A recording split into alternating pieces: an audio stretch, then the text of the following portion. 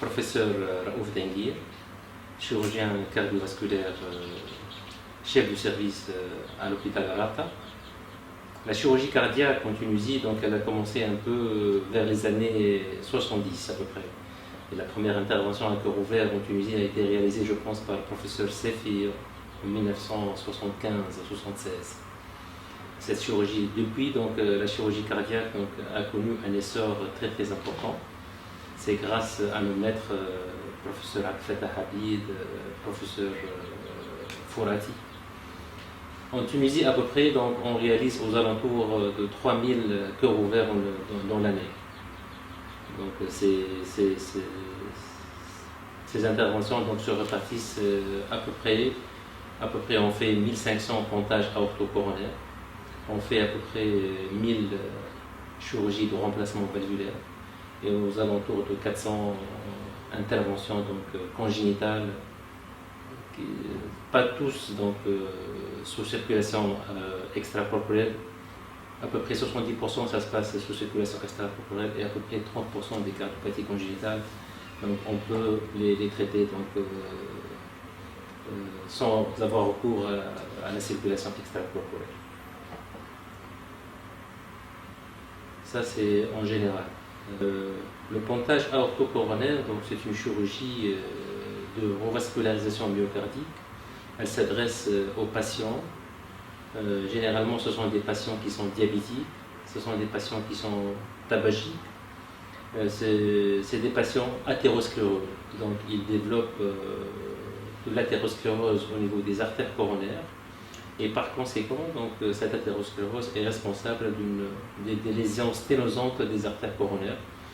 Et le patient, généralement, donc, il va souffrir soit par des douleurs thoraciques qu'on appelle longores, ou bien ils peuvent être hospitalisés donc, dans les services de cardiologie, dans les services de réanimation cardiologique pour des syndromes coronariens. Ces patients, quand ils sont hospitalisés donc, dans les services de cardiologie, donc, de réanimation cardiologique, ou bien quand ils ont un encore d'effort, donc ces patients bénéficient d'une coronarographie.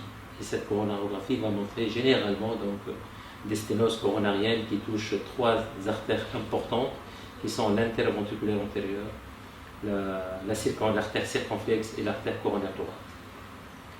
Dans à peu près 80%, 75% des cas, donc, les malades sont traités par les cardiologues par des dilatations coronaires. Et à peu près 20-25% de la population des malades coronariens arrivent au chirurgien parce qu'on ne peut pas les traiter donc, en cardiologie. Donc l'intervention consiste à revasculariser le myocarde par donc, des greffons artériels et des greffons veineux. Donc généralement on utilise l'artère mammaire interne qu'on prélève au niveau de la face interne du sternum pour l'implanter sur l'artère la plus importante, c'est l'artère interventriculaire antérieure ou bien on appelle encore IVA. Et on peut avoir recours à des greffons veineux qu'on prélève au niveau de la veine saphène interne, donc au niveau de la jambe, c'est la veine saphène interne. Et cette veine saphène interne, c'est un très bon greffon qui va servir pour revasculariser donc, les autres artères, comme l'artère coronaire thoracique ou bien les branches marginales qui sont des collatérales de l'artère circonflexe. L'intervention, ça se passe donc 99% sous circulation extracorporelle. Et par conséquent, donc, c'est une intervention qui nécessite une réanimation assez importante pendant 48 à 72 heures. Donc c'est une réanimation qui est lourde. Et puis le patient, donc, il sera donc, déchargé de la réanimation au bout de 3 jours. C'est une intervention quand les conditions sont très bonnes, elle a un très bon pronostic. La mortalité est alentour de 1 à 2%. Et dans certaines situations, quand il y a des défaillances ventriculaires gauche, donc la morbimortalité, donc elle est un peu plus importante, aux alentours de 5 à 10%. Bien sûr, les patients, quand ils quittent la clinique, ils seront suivis de façon régulière par leur cardiologue.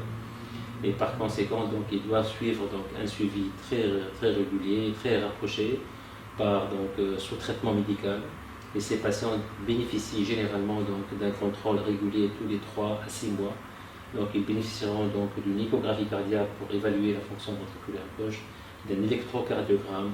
Et bien sûr, le traitement qu'on a prescrit dès leur sortie donc, sera prescrit de façon continue tout le long de leur vie. Je suis docteur Fekr Ardira, je suis chirurgien cardiovasculaire, professeur agrégé à la faculté de médecine de Tunis et j'exerce à l'hôpital Larata.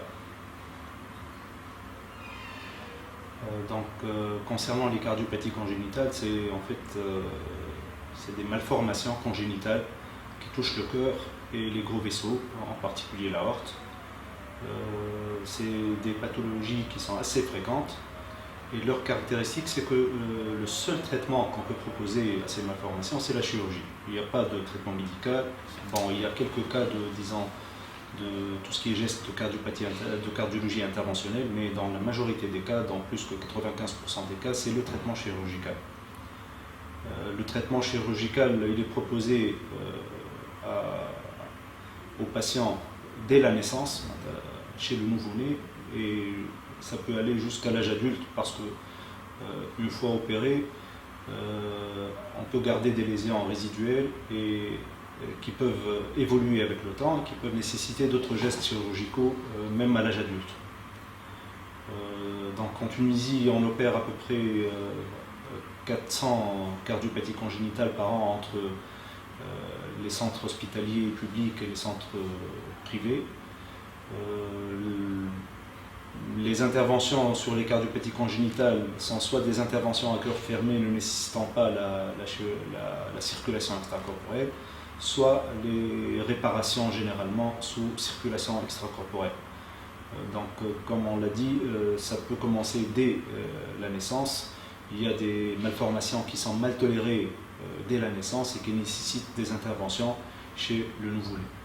La particularité, c'est que ces interventions sont proposées à des patients d'un âge et d'un poids très faible et donc qui sont vulnérables.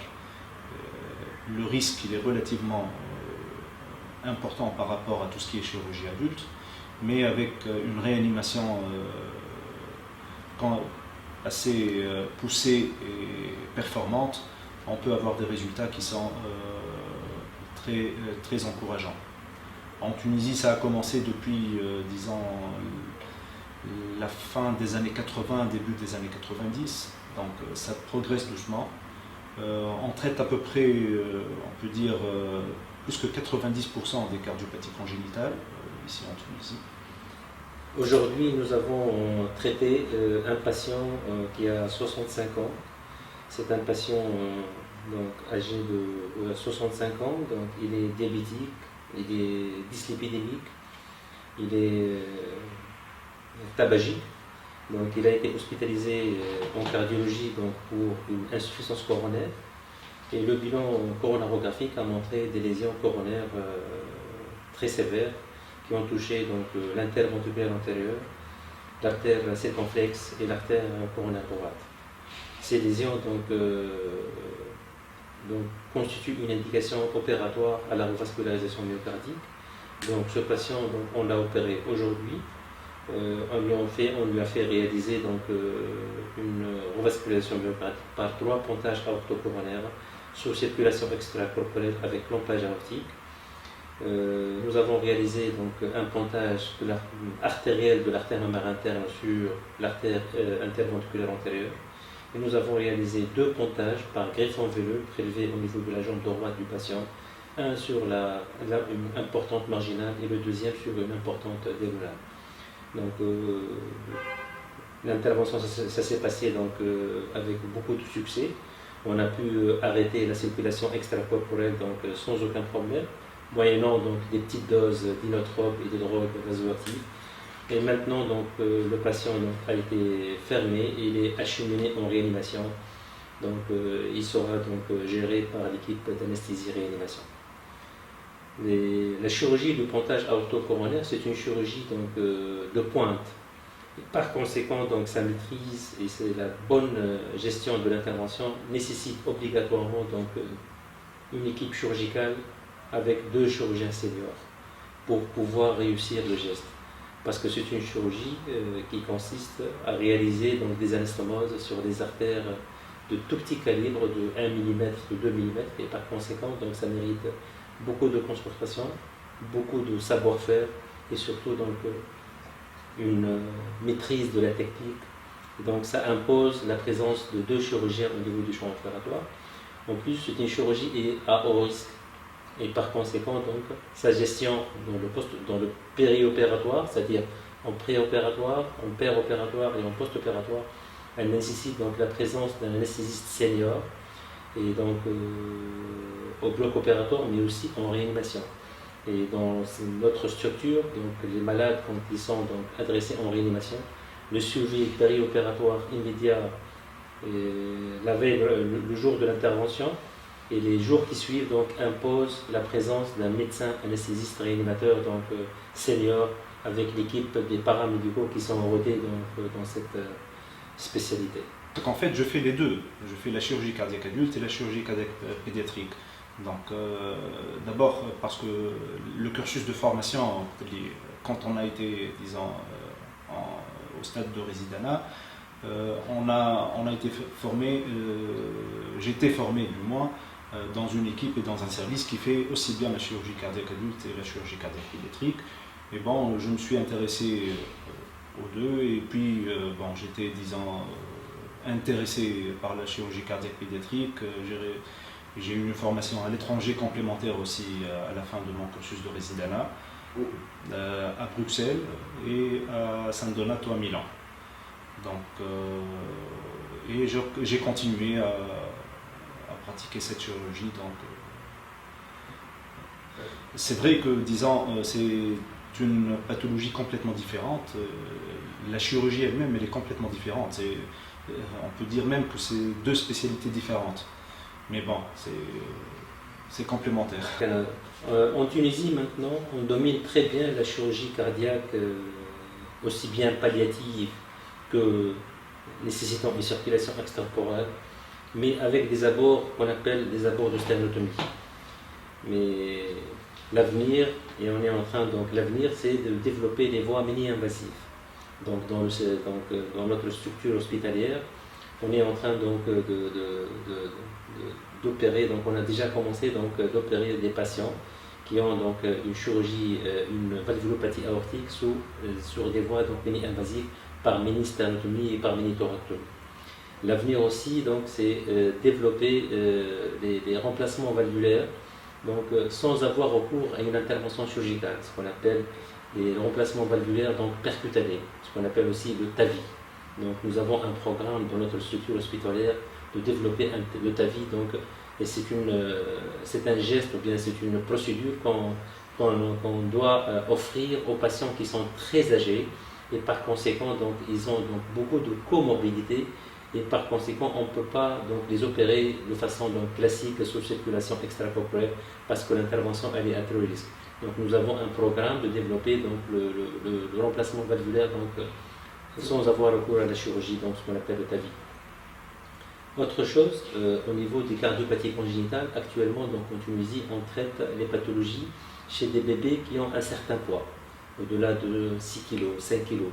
On n'a pas encore acquis d'expérience dans la gestion des bébés ou bien des nouveau-nés qui ont des cardiopathies congénitales.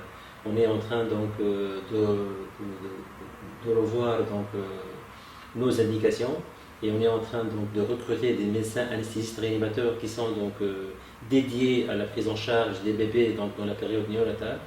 Et l'avenir donc, en Tunisie, c'est de pouvoir donc, réaliser ces interventions donc, chez des patients donc, qui sont à faible poids, donc, au bas âge, qui ont des cardiopathies congénitales complexes et chez qui on peut réparer donc, ces... Donc on va travailler en fin de compte sur 3 axes. de développer donc la chirurgie cardiaque mini-invasive, développer donc le remplacement valvulaire donc percutané sans avoir recours à la chirurgie, et de développer donc la chirurgie donc néonatale chez des bébés qui ont donc des cardiopathies congénitales, pour lequel donc un geste de réparation valvulaire s'indique dès la période néonatale. Donc c'est ça l'avenir donc de la chirurgie cardiaque en Tunisie. D'abord, il y a un nombre assez